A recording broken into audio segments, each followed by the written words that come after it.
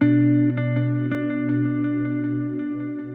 built this persona that I'm always laughing and having a good time, and it's quite often, as we're going to find out, not the truth.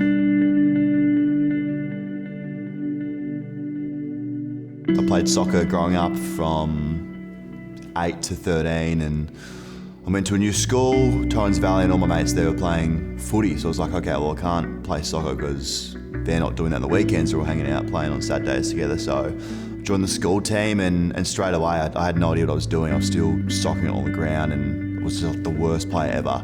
But the love came from just those Saturdays hanging out with mates, and my family were big Crows people. So seeing the Crows, seeing the Cloud, Modra, Rashudo, going to games, like the crowd, I just loved everything about it growing up. I remember it clear as day. The first time that my anxiety creeped in was under 15s, Friday night, we're playing Hope Valley at Hope Valley. And all during the school day, for some reason, out of nowhere, I was like, I do not want to play this game. Like, I don't. There's no reason. I go home and get prepped for the game and just burst into tears in my room, and mum and dad were like, what's going on? And I said, I quit. I'm done, out of nowhere. That's the first memory of when my anxiety crept up, and I thought, okay, I've never felt that before. That was the start of a pattern that continued throughout my whole career.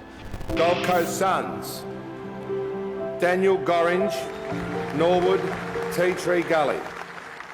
I had a goal in my draft year to go top 10, and was lucky enough to go top 10. And when I got up there, the whole scene was different to what I thought it would be. It's a big shock to the system. But going up there with I think we had 35, 18-year-olds, it was good to go through the same experiences together and work out what it is to be an AFL footballer. And I remember being extremely proud of myself for making it this far, and the realisation that, I believed in something I could do from 13, 14, 15, and I'm now doing was unbelievable. But I kind of took the foot off the gas, I think, as soon as I got up there. You got any issues, or? Yeah, probably being too buff, too good with chicks, doing lots of push-ups in the gym are pretty good, playing footy, I'm alright, Sometimes I eat too much, so now, go out, paparazzi are out there. Really bottled it, really masked it, didn't tell anyone what was happening. I kind of kept it all to myself. My family, friends didn't know. Deep down, loved the sport, but I hated being part of it, if that makes sense. I loved what it came with. I get to hang out with my mates. I loved that I was representing my family, and they'd tell their friends, and everyone would watch the games, but I actually hated doing it. So it was super bittersweet being up there. I kind of had this system in my head that I made up that if I had 6 touches on the weekend, no one liked me. If I had 12 on the weekend, I'd be okay. If I had 20, I'm the best person in the world. So I did that throughout my whole career. I made football my personality and based my worth on it, which is the worst thing I could have ever done. He's only played 26 in his career, but these signs aren't great. The frustration when you do all the work, you're a month outside the opening bounce of round 1, and you injure yourself in a pre-season game. He'd be disappointed with that. It broke from the football sense out into my everyday life when I got to Carlton. That was when I realised that this is now taking over my life.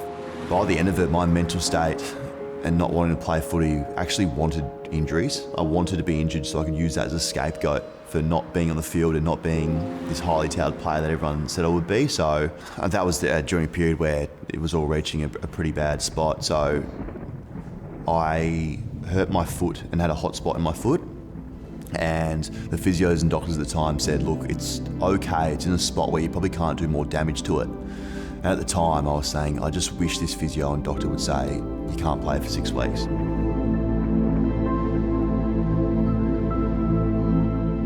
2017, I had nothing. I was delisted, money in the bank, next to zilch. I had no purpose anymore, didn't have any identity. We speak about my self-worth attached to football. That was completely gone. And it got to a real bad spot where I was, really seriously considering not wanting to be here anymore. And at the time, the only way I knew was to just block everyone out.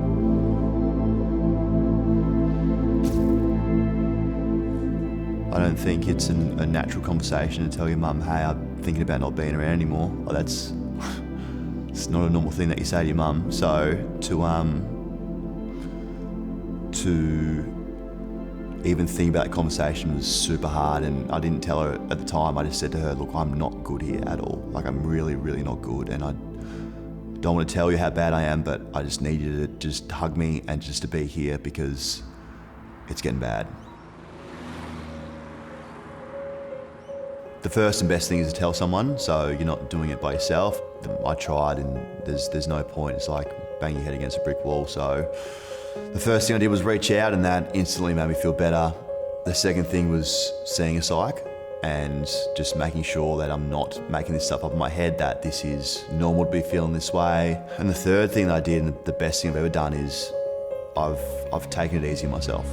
I'm just trying to work it all out. I'm a human, I'm not Superman, I'm not this glorious footballer that everyone thought he was going to be. I'm just a human being that's trying to work it out like we all are. It's funny it comes back to football. My love again now is football, that I'm not playing. It's kind of a weird concept, but I love that I found something I'm truly passionate about. I love that I think about it 24/7 in a positive way. I love that it consumes so much of my energy. We haven't lost a game this year. We just beat the Premiers, so... Boys, let's bring it in. Welcome to the ceremony. The lid's off ceremony. Bees back on for a little bit. It's easy to get carried away. Things are going pretty well, so lucky I kept these. I definitely have found the reason why I'm around. I love nothing more than making football content and making people laugh. I love knowing that I can make a video and someone might have had a really bad day, but for 5 seconds they can have a laugh and forget about it. That is my purpose and my reason why now.